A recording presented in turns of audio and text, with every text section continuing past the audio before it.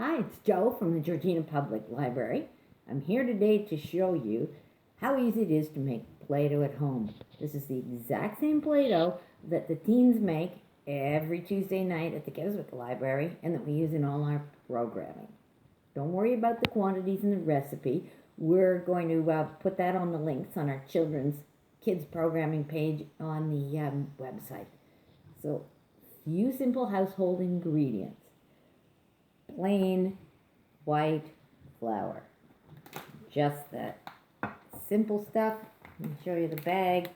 Doesn't have to be fancy. You can get it at the bulk bar. But please use white flour. The high fiber flours in that don't give you the same gluten and the stretch that you want in the Play-Doh. So, great STEM activity is cooking with your kids because science is the chemistry of mixing all the things up and watching the chemical reactions, and math because we're measuring. For the younger kids, they're also going to get an idea of, quantity and too much and not enough and wet and dry. So a lot of concepts can happen as well.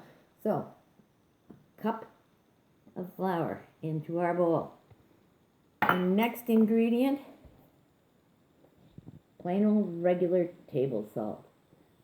Don't use sea salt or the fancy coarse salts because it takes too long for it to dissolve. It doesn't give you the right consistency. So again, very simple ingredients. 1/4 cup of salt. Your mixers and stirrers can get involved. My handy little Yoda spatula out. Stir it up a bit. Now, cream of tartar, which we normally put in Play-Doh, is getting very hard to find. It's extremely expensive.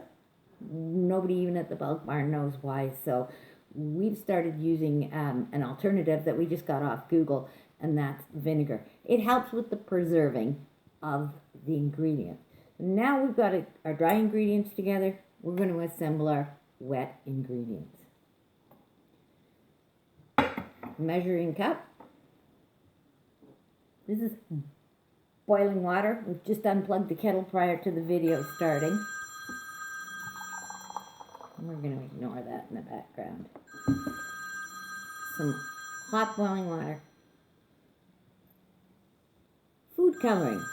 This is just the plain old stuff. I don't know where the box went. Thanks, Denise. The plain old stuff that you get in the grocery store. I find it's easier to put all the liquid ingredients together at first because if you put this in now, it makes the Play-Doh go clumpy, and then you're stirring out lumps.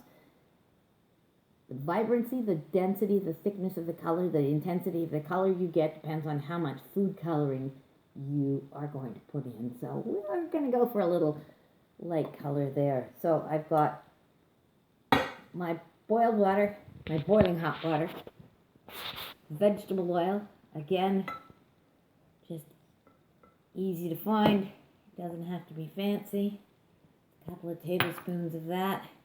And then our plain household cheap vinegar in as well. You don't have to stir it. And make a little hole in the middle, kind of like you would for a volcano. Now, the trick is, you don't want to add all this at once, all the hot water, because sometimes, depending on what the weather is like, if it's very hot and humid, you aren't going to use as much water because the flour picks up humidity from the atmosphere.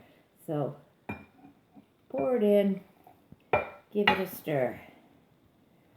Now, how do you know when you've got not enough and too much? Ooh, it looks like we might have hit this one right on today. Okay. Now, it's a little bit lumpy. It kind of smells like fish and chips here with all the salt and vinegar. It's a little bit lumpy. It's a little bit sticky. But as it cools down, it's going to cool off a little bit. Or you can dump it out on the table. Stir it up some more. Let me get it in there. You can dump it out on some flour table, on a floured table surface, or you can give it to the kids. Let them just go to it now, because sticky is another concept you can work with. And ooh, Teacher Joe's going to end up with big gooey hands. Huh?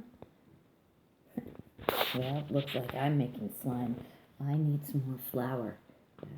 Denise, are you able to pass me the flour? Or we're going to have this crazy Play-Doh video. No, we can't. We're just going to have to. Well, Teacher Joe tried to make Play-Doh. It's like a science experiment at home. I'm going to ask Denise to toss me in some more flour. I have no idea why it turned into slime today. But you just add some more flour. And again, it's like science. Pour it on there, Denise. Right. So you can knead it around. Talk about it. Because you know what? Stuff isn't going to always work. And that's okay. That's about what science is all about, too. We experiment, we practice.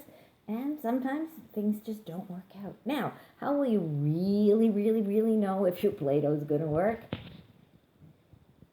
Feel your earlobe. See, it's kind of soft and mushy. Then you know you've got the right amount of flour and the right amount of water, and everything's going to work out well. So, as you can see now, it's starting to come together. We just had to add a little more flour.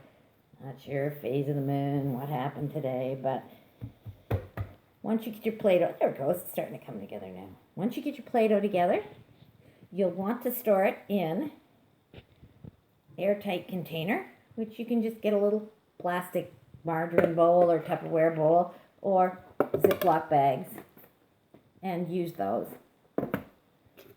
So thank you for watching me experiment and goof up making Play-Doh. After 50 years of doing it, you'd think I could get it right the first time. Anyway, there we go. Now we got Play-Doh. I hope you enjoy. Have fun, and we'll see you next week with another video